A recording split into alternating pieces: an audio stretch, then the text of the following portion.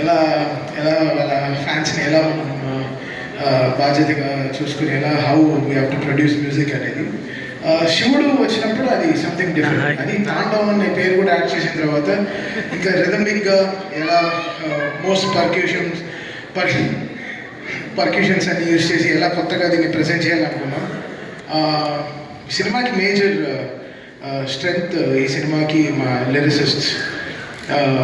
వాళ్ళందరూ because first అఖండాలోనే చాలా చేసేసాం, ఇంకేం చేస్తాం ఈ అఖండాకి అనుకున్నాం.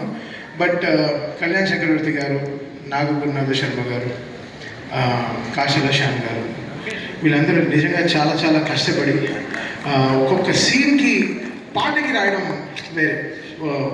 రాయడం వేరే, సీన్ చూస్తూ ఆ సీన్కి రాయడం చాలా చాలా ఇదనమాట.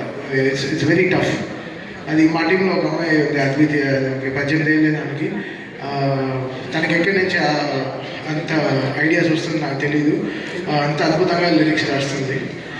సో తను, కళ్యాణ్ చక్రవర్తి గారు, నాగవర్ణ శర్మ గారు అండ్ శ్రీకృష్ణ, వీళ్ళు నలుగురు main pillars of getting this right lyrics to this cinema.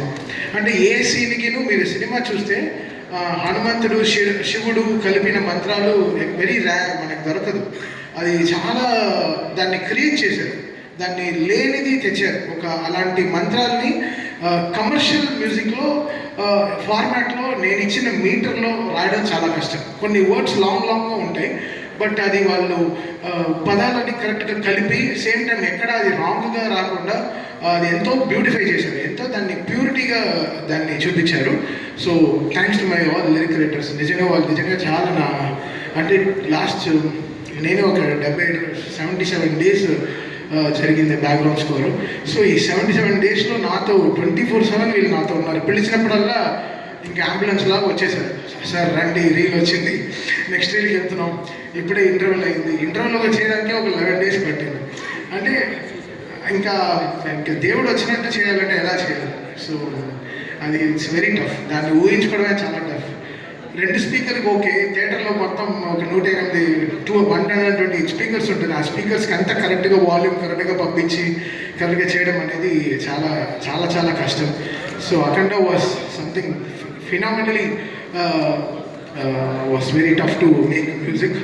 And 9 పాటలు చేయడం, సో దాంట్లో జాజికాయ లాంటి ఒక కమర్షియల్ సాంగ్ చేయడం, అఖండ తాండవం అనే పాటలో కైలాష్కర్ గారు అండ్ శంకర్ మాధవ్ గారు పాడడం, సర్వేపల్లి సిస్టర్స్ గారు, సో వాళ్ళు ఆన్ బోర్డ్ రావడం, దాని తర్వాత సౌందర్య ఐశ్వర్య సిస్టర్స్ వాళ్ళు రావడం, శ్రేయా ఘోషల్ గారు పాడడం, బ్రిజేష్